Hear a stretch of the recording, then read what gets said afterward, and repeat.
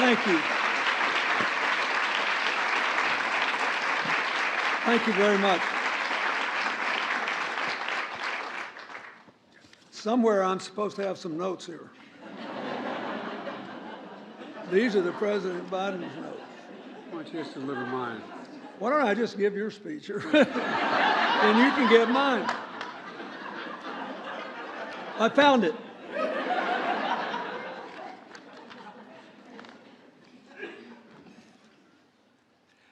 Thank you, Madam Vice President, for that introduction and for your kind remarks about the work we did. I'm very grateful to President Biden for many things, but I thank him for asking me back to the White House to celebrate 30 years of the Family and Medical Leave Act. And as you showed by your enthusiastic response to the Vice President's remarks, what the Family and Medical Leave Act should tell us about our common future.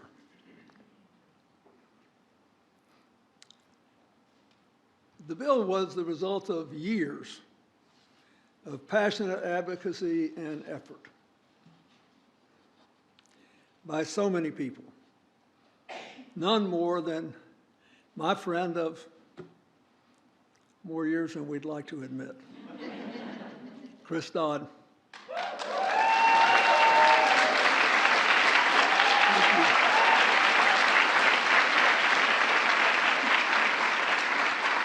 So before I started running for president, I was a governor, but I was very interested in this issue, and I kept noticing that Dodd introduces this bill every year.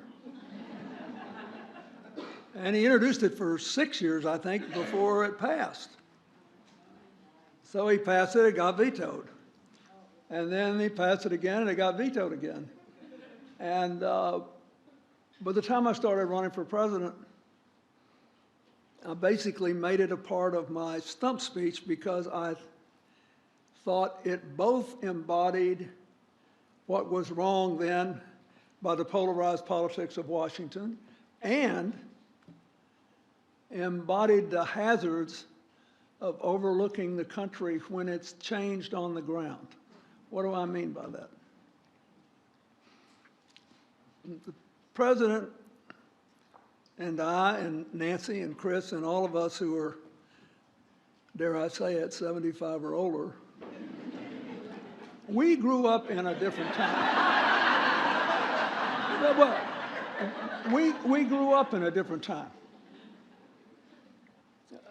My mother always worked, and my grandmother did, but they were atypical. By the time the 1992 election unfolded, there were more and more families where both the mother and the father had to work to make a living, or where there was only one parent in the home with the children. In a situation like that,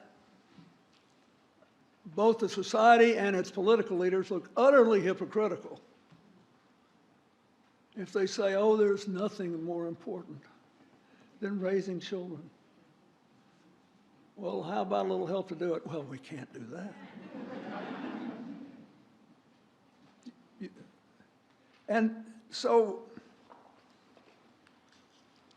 the rest of us followed the lead of Senator Dodd and the others in the Senate, and there were Republicans too that were for it. That was a different time. There were more than 200 women's, children, labor, and faith organizations led by the National Partnership for Women and Families. There were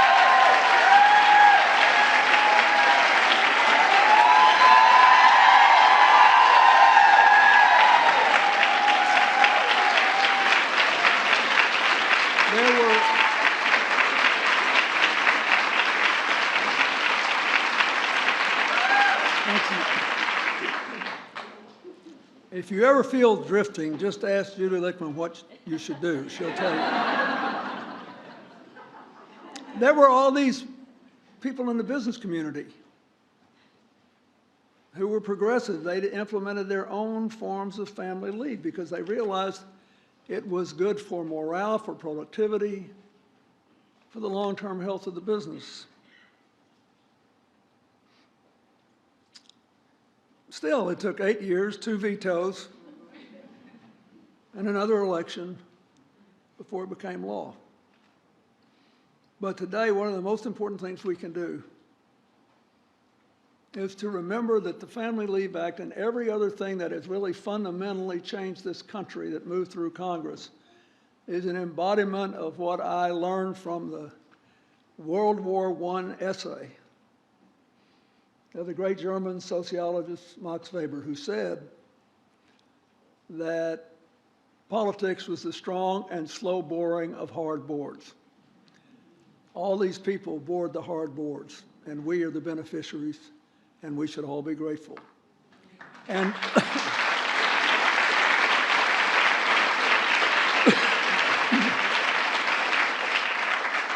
I kept saying that all the time when people wondered why, when the president took office, we didn't have the infrastructure bill, the CHIPS Act, the Anti-Inflation Act, and all the climate change stuff in 15 minutes.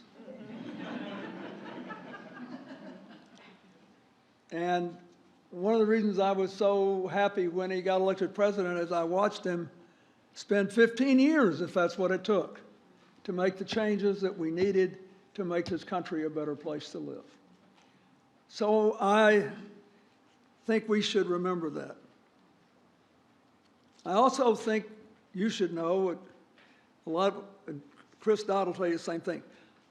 After all these years, I still have more people mention the Family Leave Act to me than any other specific things I did.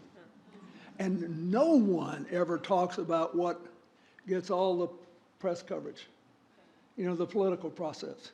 How long did it take? Who got derailed? What went up? What went down? Nobody. They tell you their story. That's when you know, for good or ill, that we have united the country. Then my job is to introduce a storyteller. So I will tell you my story and the point of her story. First time I ever got on an airplane after I left the Oval Office. Boy, what a bummer.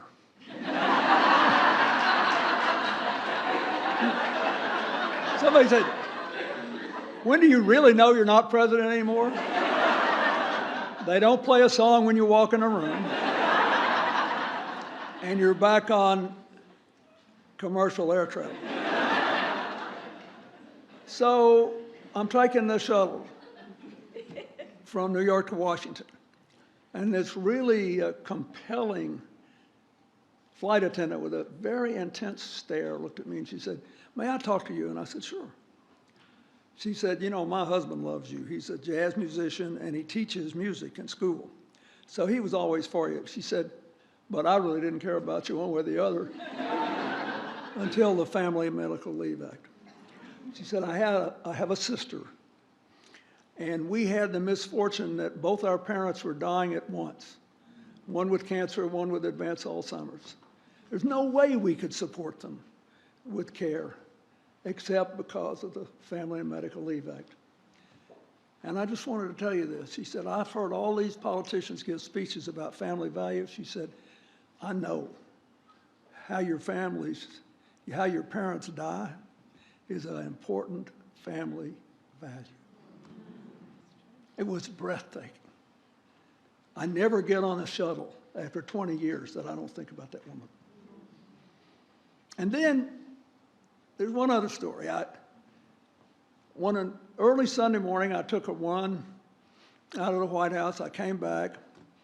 I needed to go up and shower and dress, and Hillary and I were going to church. And I got there, and there was a young person at the White House giving a tour to a man and his daughter. She was obviously very ill. And I said, would you excuse me, because I'd really like to welcome you properly, but I need to go clean up and get dressed. And I had her taken to the Oval Office. So I went up, took a shower, came down, went in the Oval Office, gave a little standard 2 or 3 sentence tour and took a picture. And then I was walking them back out onto the south lawn. And when the daughter walked out with the guide, he grabbed me by the elbow, and I turned around. He had big tears in his eyes, and he said, my little girl's not going to make it much longer. But he said, because of the Family and Medical Leave Act, these months I have spent with her are by far the most important time of my life.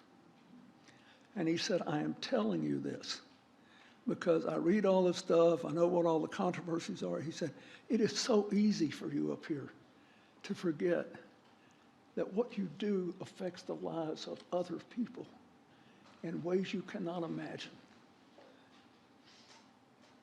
I don't know what I would have done if I hadn't been able to share this time with my daughter. Now, we're here first to celebrate the fact that now about 400 million times in the last 30 years, Americans have taken advantage of the Family and Medical Leave Act. And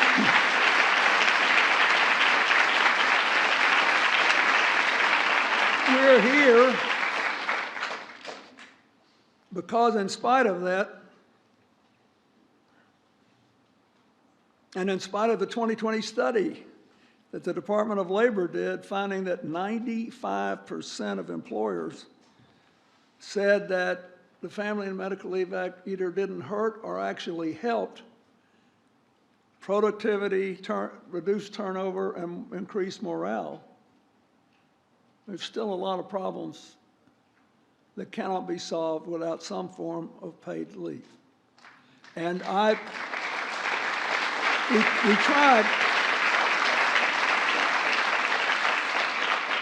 we tried to at least get permission to use surplus unemployment insurance funds by state in the late 90s, and there was a lot of opposition to that. So people acted like, once again, the free enterprise system would collapse if we actually gave people a chance to take care of their sick relatives or be there when a baby was born or when there was some other terrible problem. So we need more stories. Not process, stories. People need to understand that as great as this was, there's still a lot of people left out. That's the real purpose of today. So one of the stories you haven't heard is Natasha Jackson's. And she's a pretty good storyteller. So I ask you to welcome her to the stage.